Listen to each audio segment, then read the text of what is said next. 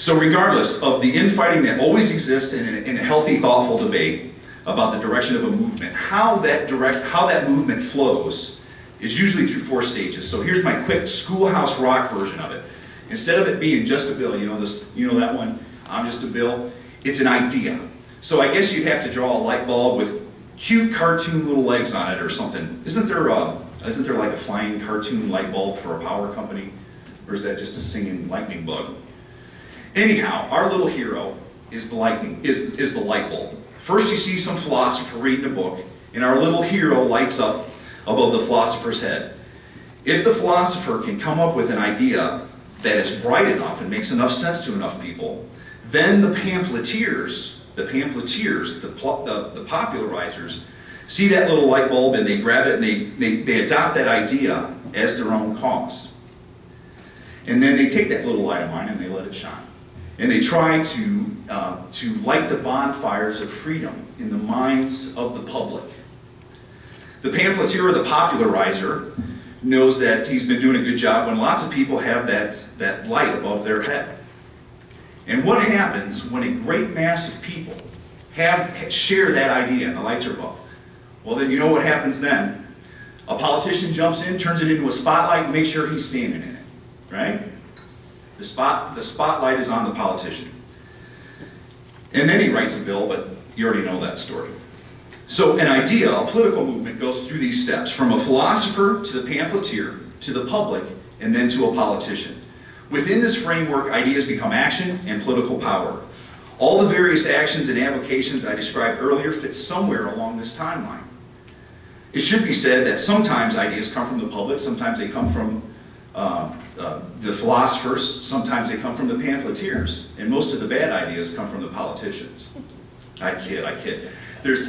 Politicians sometimes have very good ideas. I think of Jack Kemp or Ronald Reagan, who are perfect examples of politicians who practice politics as the art of the possible, which is a quote given to us by Russell Kirk. Just a show of hands, how many people here who know who Russell Kirk is? A little less than half, and so it's about 60 people here today. So Russell was called the Dean of Conservative Intellectualism, one of conservatism's preeminent philosophers. He starts off on the left, the philosophers. He is called the Sage of Mecosta, Michigan, just west of Mount Pleasant. And it was Dr. Kirk who called practicing politics as the art of the possible. Reagan was a unique politician because he actually had read the philosophers. He had read our founders, and he had read the founders' favorite philosophers as well. It's very unique. Often we don't find our politicians really understand any of these philosophies. They're populists. Reagan was also immensely popular, and essentially he had spent several years as a pamphleteer going around for General Electric. So Russell Kirk, Robert Nesbitt, Richard Weaver, these were the philosophers, and many other thinkers like them recovered the ideas from the past. They built upon the ideas of previous philosophers. The pamphleteers came along, took them, and just sure enough, as in the 20th century, in the 50s, after Russell Kirk and Richard Weaver and a lot of these guys were writing a lot of stuff that made a lot of sense, in the 50s came William F. Buckley, who founded National Review and popularized all of these spectacular ideas. And sure enough, not long after National Review is coming out all the time, that the public had grasped those ideas. And it wasn't long until they all said, hey, yeah, you know what, you're right. We are supposed to have a limited government and freedom of property. And they elected Ronald Reagan, essentially to three terms, because the election of H.W. was essentially the ratification of Reagan's administration, which says something about Bill Clinton and Al Gore and George W. Bush, doesn't it? So the people on the right side of the aisle, we conservatives and libertarians, classical liberals, we have the best ideas. You might want to make the argument that right now we don't have the best politicians and we don't have the best pamphleteers, and therefore we've lost the public. But we have the best ideas. Think about it. We have the best ideas because they have withstood the test of time. Our philosophical heroes are the same philosophical heroes that our founders had. I wonder how many on the other side of the aisle, how many of the progressive and liberal organizations are holding symposiums like this where they dig deeply into the constitutional principles.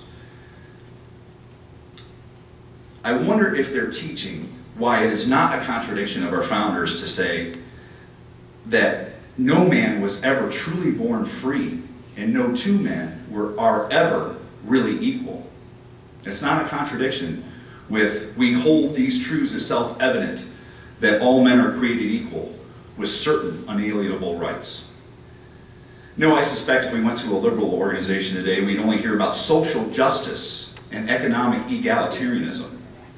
We are lucky because we don't have to run and hide from what our founders said. Our founders spurred a great awakening of their own. But the founders were not essentially philosophers. They were gentlemen politicians who had read their philosophers. And their philosophic heroes run back through England, through John Locke, back to Rome, to Cicero, Caesar Augustus, and then all the way back to Greece, to Aristotle, and Plato, and Homer. There's a reason why so much Greek literature has withstood the test of time. And the reason why is you do not have to believe in Greek gods to see the truth in Homer. It's transcendent truth. It's enduring. The benefit that we have is that, and I should point out that classical liberalism is not the same as liberal progressives or democratic socialists. We classical liberals and conservatives had a long heritage of political philosophies. And since our founding, we've had two great conservative renaissances, or restorations, or movements, an era of flourishing. And the last one took place over the course of the 20th century, and it culminated in Ronald Reagan and British Prime Minister Margaret Thatcher. Reagan and Thatcher had the benefits of the 20th century philosophers like Richard Weaver, Whittaker Chambers, Irving Kristol, Ludwig von Mises, Friedrich Hayek, Russell Kirk, and right here from Michigan, in addition to Russell Kirk, two very preeminent philosophers came from Michigan. One is Frank Meyer, and the other, although he was the end of his life, or the end of his growing up years, was in Alpena.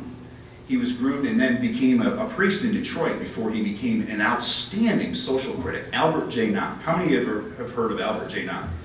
Oh, that's great. Well, of course, all the graduates of the Centurions know who he is. Excellent. George Orwell and Ayn Rand kind of fit in there because they believe very strongly, they were so anti-big government, but they're kind of out of the mainstream. But they do fit because they're believers in liberty. Now, the list of conservative and classical liberal writers is long and distinguished, and when Reagan unleashed the world's economy and the wall came crumbling down in Berlin, some people were saying it's the end of history. Francis Fukuyama wrote a book about it, saying that it's decided, it's over, it's settled. Free market capitalism works. Government, which governs least, governs best, and let freedom ring. Ta-da! The end of history. That's kind of like what we were saying after our Civil War, when rights were finally extended to all, when the so-called Second Revolution was lifting millions of people out of poverty, right on through the Roaring 20s. But do you feel like we're the shining city on a hill anymore? We've fallen quickly, haven't we? And now we're on the precipice of another momentous fall. The rest of America is looking at the decline in Michigan, and they are wondering, is that our future? Is what we're witnessing the Detroitification of America? You see, there's a catch. The problem with the cause, the philosophers, the pamphleteers, the public, then the politicians. There's a problem with political movements. As American philosopher Eric Hoffer wrote, causes begin as movements, degenerate into businesses, and end up as a racket. There are many excellent conservative organizations in America today. Heritage Foundation, Intercollegiate Studies Institute, Hillsdale College, to name a few. I'm always over checking out Cato and the Hoover Institute as well. Donors have been pouring millions of dollars into the Tone precincts in Washington, but yet in America, in our heartland, our public is not nourished with either good ideas or prudent leadership.